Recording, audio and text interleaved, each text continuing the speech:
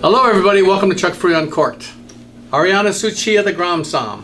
Hey everyone, I'm super excited because this week's theme is going to be typicity, right? Yeah, so we have viewers who have Instagrammed us, right? Asking what is typical, what is typicity? It is a strange word. It's actually not used in the English language outside of wine terminology. That's typical. But we're going to actually be taking a deep dive into what makes a wine typical in terms of typicity. Right. So typical can mean many things, right? What is typical to some people is not typical to other people. Excuse me. But I'd like to put it in the context of wine. So we're going to taste two white wines to discuss the topic of typicity or typicalness. Okay? So as you can see, excuse me, both wines are made from the same grape, Savion Blanc. Sauvignon Blanc. Okay, so the first one comes from New Zealand. This is Mohua. The second one comes from, excuse me, the Loire Valley of France, right? Absolutely. Okay, so you tell us, what do you smell in the glass on the right? Okay, so the first one on my right is going to be the Savion Blanc from New Zealand. Yep. So for me, based off of smells right away, I'm going to be getting a little bit of jalapeno, a little bit of green bean, a little bit of a bell pepper aroma. Those are those green pyrazine characteristics. I know that's a scary word for a lot of people, but it's simply a phenolic compound found in something like a bell pepper. It gives you that green feeling, that sense of green. Behind that greenness, I'm also going to get a little bit of tropical fruit. Okay. It's a little bit of pineapple and mango. Okay, so therefore, you talk about pyrazines or that green-ish compound that's found in wines, specifically Sauvignon Blanc, Cabernet Sauvignon would be two that immediately come to mind. It's just part of their makeup, right? Yeah. Okay, so that green characteristic is typical of what? Is it typical of something? In terms of the wine. So if you smell this wine and you get the green beans and all this stuff, what is that typical of for you?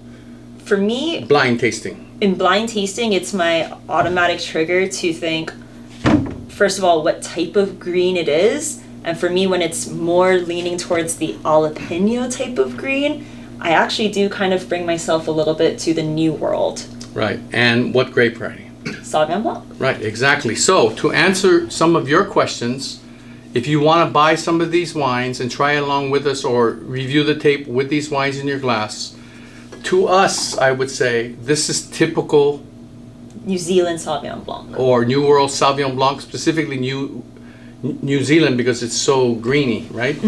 Okay, so typical in this case, typical of the grape variety, and some would say of New Zealand. Exactly. So that's what it's typical about. Okay, so let's look at wine number 2 now. Another Sauvignon Blanc. What do you smell in this glass? So for me, there is still that green characteristic, but it's not as forward or in my face. It's not as flamboyant. It's not as, showy. Hey, I'm here and I'm a green bean. It's going to be a little bit more of a slight herbal characteristic, maybe a fresh cut grass. But that really is more of a co-star versus the main star of the show, like how it was in the first Sauvignon Blanc.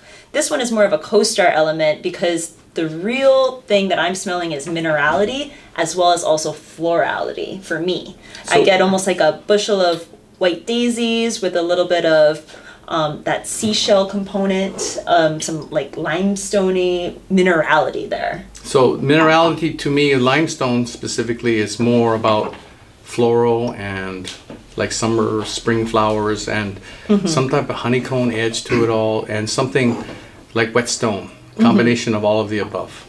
Absolutely. Right? So the typicity or the typicalness of this wine says one that's more mineral driven than varietal driven. Is that safe to say? I would say so for these wines. So for you, the viewer, again, we have two Sauvignon Blancs from two different growing areas. The one from New Zealand is more typical of the green bean, the green jalapeno pepper kind of smells. Bell peppers, yeah. That's typical of cool climate Sauvignon Blanc. Wine number 2 is grown in Kimmeridgian limestone. So this comes from the vineyard. It looks like the half of a lobster shell. And there's actually little tiny shells in the big shell as well. Like there's actual fossilized seashells in there. Yeah. So this is from that vineyard of the second wine we're trying. So that's why at one time it was under the ocean way back when. So this calcareousness of the soil creates this minerality, this uplifting minerality in the wine that adds buoyancy to the wine, interestingness, etc., that makes it more lively, makes it more fresh, gives it more energy on the palate, right? And therefore, it can also be paired with a different spectrum of foods. Is that safe to say? I would say so. And I think that, you pick some really great examples here. So for those of you at home, on the right, we have Mohua, which is a Sauvignon Blanc. Feel free to go to your local store and find a similar New Zealand style of Sauvignon Blanc to taste along at home. For the wine number 2, we have a Sauvignon Blanc. Once again, this is from the Loire Valley in Reuilly.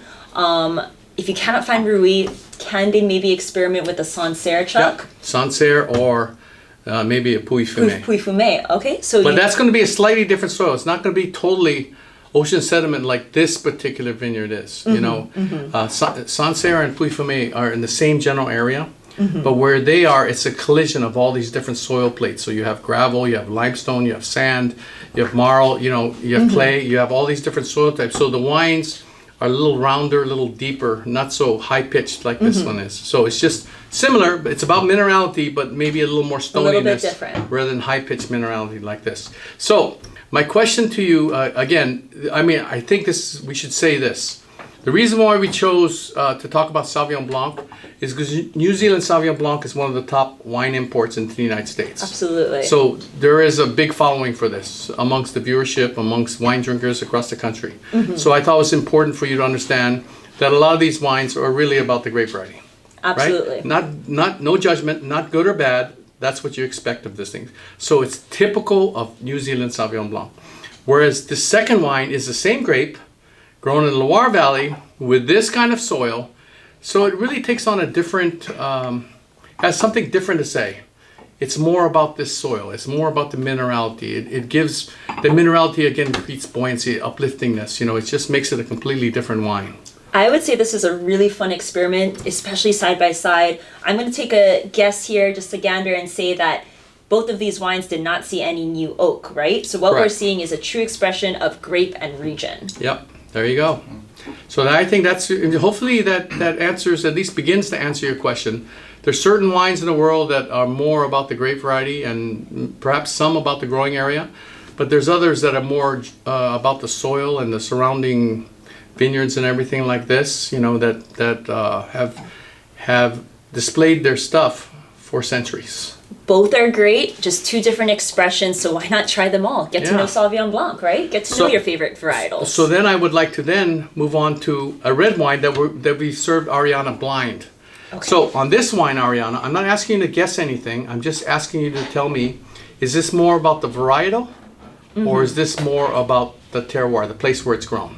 Just by smell and taste, okay? Okay. So I'm just going to take you through this a little bit with me. Once again, I don't know what this is. In my glass, it's going to be a dark ruby in color. The core, I'm using the shell as a white background, everyone, so bear with me. The core is actually pretty dark, but it does fade out to that pretty pink rim with not too much rim variation. And on the nose, it has a very deep, almost like musky smell, but I'm still trying to decipher what those black fruits are telling me, because there's a lot going on here on the palate.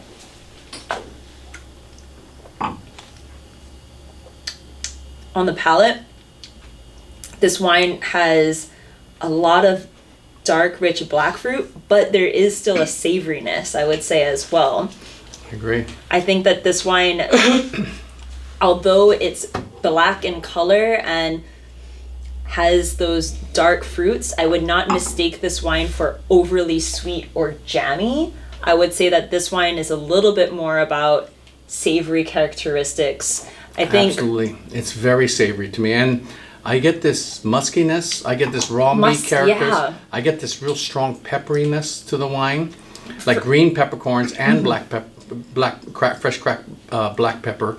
It's got a gaminess to it. It's got a savory herb kind of smell to it. So there must be herbs that grow around this particular vineyard. Herbs de Provence, maybe, but there's also like almost like it's more like sage and rosemary kind of thing. Something aromatic like that. And it's this raw meat characteristics, this andouille I was going to say sausage. some kind of curing spice. Yeah, exactly. So I think this wine is so pure and so, it makes me think. It's not simple. It's not just black cherries, blackberries, plum kind of thing. So that's why it's telling me, like the difference between these two wines. This one was all about, pear, apple, whatever, And this one you're just trying to describe the characteristics of the soil, or what it gives to the wine. So having said that, would you say that this wine, therefore, is more about the grape variety or more about the terroir? For me, because right off the bat, I got almost a sense of brooding muskiness.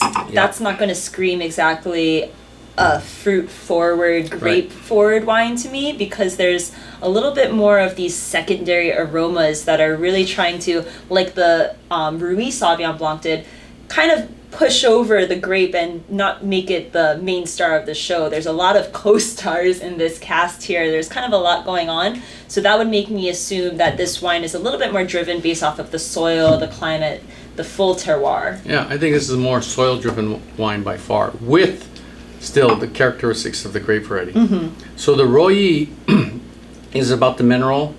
So this second wine this red wine is about granitic soils. So that's why it has this earthy, savory core, musky core. It's because of that granitic hillsides that it's grown on. And this to me is a classic. So for me, for you, the viewer, when you see the label, it's classic. It is something that's benchmark. It's something that's typical of this grape, that you can measure other versions from Australia or California or in the Northwest. They're starting to grow this grape variety more and more. You can use this as a benchmark to compare it with. I forgot to bring the bottle, but this wine is the Saint Joseph from Lionel Faury. So it's 100% Syrah. Wonderful. I get that really nice. Can you talk while I get the bottle? So for me, just revisiting here, we said there is that muskiness and that brooding quality, but it's also got that black pepper, specifically talking about phenolic compounds. Rotundan actually is found in black pepper, so that makes a lot of sense why it was in the wine we have here today. Now that I know it's Faury, I can safely say I like this wine without knowing, and I definitely like it knowing that it is Faury, because Lionel is an amazing human, an amazing winemaker who inherited his winery from his father and his family, and he just wants to do his family proud, and he's doing a great job at it. There's a lot of tradition You spent involved. some time with him, right? Hanging out, tasting wines with him and Eating whatnot. some In-N-Out up in California with the whole crew. So this wine is actually very near and dear to my heart. It brings up really good memories about who Lionel is as a person and what very he's unpretentious, wouldn't you say? Yeah. Very down to earth, very down to earth. And I think you actually find, if they say dogs are like their owners, I think you actually do see a lot of himself in this wine as well, in terms of it's not trying to be showboaty or pretentious anyway. It's just trying to represent who he is and where he comes from. Yep. And regarding foods, I think this wine, you could work with things off the grill, steaks, especially. This is a wine that I would serve regularly with duck and with lamb and with venison, for that matter. Oh dear. Ooh, oh dear. And it's just because of that rustic characteristic. You want rustic preparations. Absolutely. So you want Swiss char, you want garlic, you want some soaker uppers in there too, exactly. right? And then can you explain what a soaker upper is? So because this wine has tannins, the soaker upper mitigates the tannins. So you don't notice whether the wine or the pairing is bitter. It just soaks it up. That's why I call it a soaker upper. It's so technical. But this is Syrah in all its glory. This is Syrah, what it's capable of. And in my opinion, when I was growing up in this industry, there was 3 noble grapes. There was Cabernet Sauvignon for red wine. There was Cabernet Sauvignon, Pinot Noir, and Syrah. So this is Syrah. So Syrah is one of the few grapes that can have mojo and stuffing and savoriness like Cabernet Sauvignon, but still be elegant and suave like Pinot Noir. So it kind of lies in between. Most people associate Syrah with big, like Australia, Shiraz. That's Yeah. just one version. That's like a weightlifter on steroids. It's just big. It's beefed up. But Syrah can be like this. It can be sultry and provocative. Just like and, Sauvignon Blanc has different faces, Yeah. so can Syrah. and so Shiraz. this is an example of typical Syrah. This is what I would measure other Syrahs from, no matter where around the world. And it's not a preference thing. I'm not trying to say judgmental. Be judgmental. I'm just saying this is the your bench. prototype right here. This for is what I would Syrah measure can other. be. Yeah, exactly. So what kind of foods would you serve with this? I mean, like I said, I got that curing spice and black pepper, so I'm just thinking also the nature of like gamey birds can play in that arena too. Pork, maybe some grilled pork. So let me ask you this: you work for G Lion, Yeah. so you work at High Steakhouse a lot. Mm-hmm. So with all their steaks, I think the steaks would play well, but we also have a pretty good rack of lamb yeah, that I think would be a winner with this one as well. that's Absolutely. so bad. With the side of grilled broccolini and mushrooms, that's That's my your go-to. Yep. Okay. So I hope you learned a thing or two. Typical. You know what's typical? Well, it can be about grape variety. It can be about soil. It can be about grape variety and soil. Mm-hmm. You know, so the secret is to find the benchmarks so that you have others. You have something to measure others by. And to find out what you like. There you go. I hope you enjoyed this episode. Stay tuned for the next one. Aloha, everybody.